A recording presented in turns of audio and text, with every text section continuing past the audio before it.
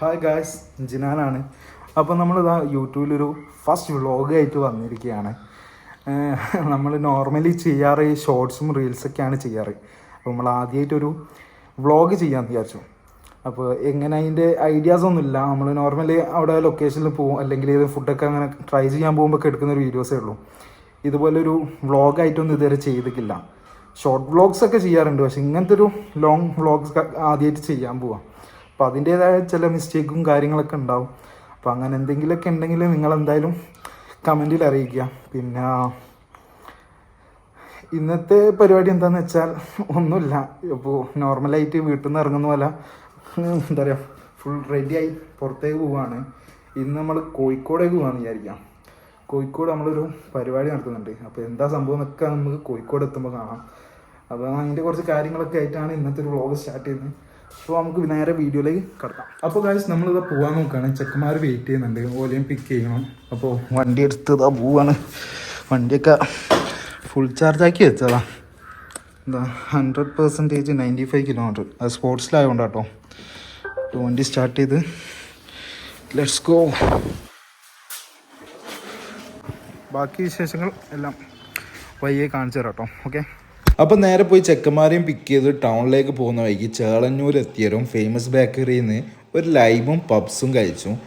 സംഭവം നമ്മൾ ഉച്ചക്കത്തെ ലഞ്ച് സ്കിപ്പ് ചെയ്തിട്ട് അതിനുള്ളത്. എനിക്ക് ബാലുശ്ശേരിയിൽ നിന്ന് ടൗണിലേക്ക് ഏകദേശം 1 മണിക്കൂർ യാത്ര ഉണ്ട്. അപ്പോൾ നമുക്ക് ഒന്നാമത് അവിടെ പ്രോഗ്രാം സ്റ്റാർട്ട് ചെയ്യുന്നതിൻ്റെ മുന്നേ എത്തുകയും വേണം. അപ്പോൾ അങ്ങനെ റഷായിട്ടാണ് നമ്മൾ പോയത്.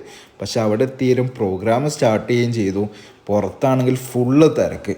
ടിക്കറ്റ് എടുത്ത പോലെ ഒന്നും അകത്തേക്ക് കയറ്റുന്നില്ല. ഉള്ളിലാണ് ഫുൾ സ്റ്റേഡിയം ആൾക്കാരും ഉണ്ട്. ഫുൾ റഷും കാര്യമൊക്കെ ആയിട്ട് നമ്മൾ കുറേ കളിച്ച് എങ്ങനെയെങ്കിലുമൊക്കെ കയറാൻ പറ്റുമോ. ലാസ്റ്റ് എങ്ങനെയോ ഒരിക്കലും നമുക്ക് ചെറിയൊരു ഗ്യാപ്പ് കിട്ടിയൊരു അങ്ങനെ കയറിയോണ്ട് മാത്രം ഈ ഒരു പരിപാടി നമുക്ക് അറ്റൻഡ് ചെയ്യാൻ പറ്റി.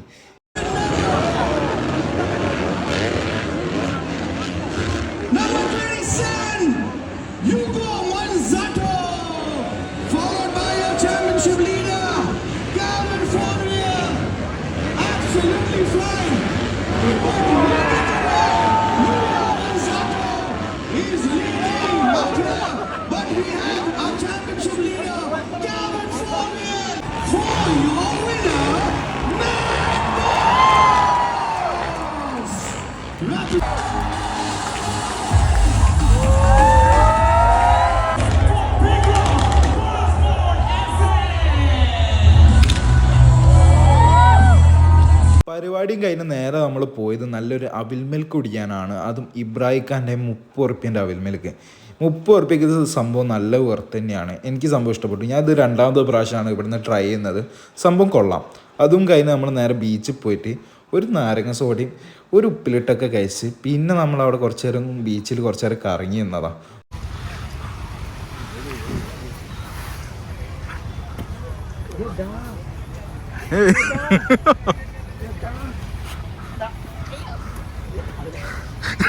എന്താ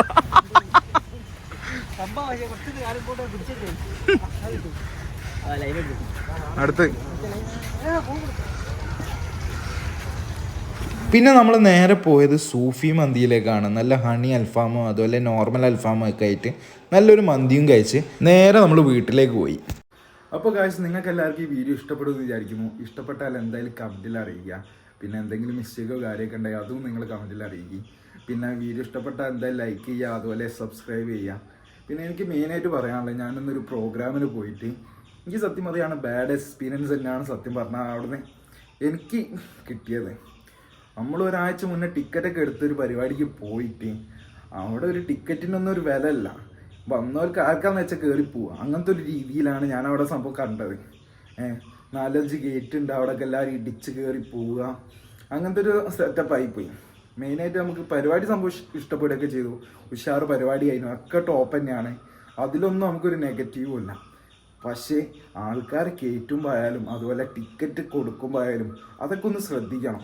ഒരു EM സ്റ്റേഡിയത്തിൽ ഒരു ലിമിറ്റ് ഉണ്ട് ആൾക്കാരെ കയറ്റാൻ. അതിലും കൂടുതൽ ആൾക്കാർക്ക് ടിക്കറ്റ് കൊടുക്കുകയും അത്രയും ആൾക്കാർ പുറത്ത് വെയിറ്റ് ചെയ്യുകയും ഒക്കെ ഭയങ്കര ഒരു ഇടങ്ങേറ് തന്നെയായിരുന്നു.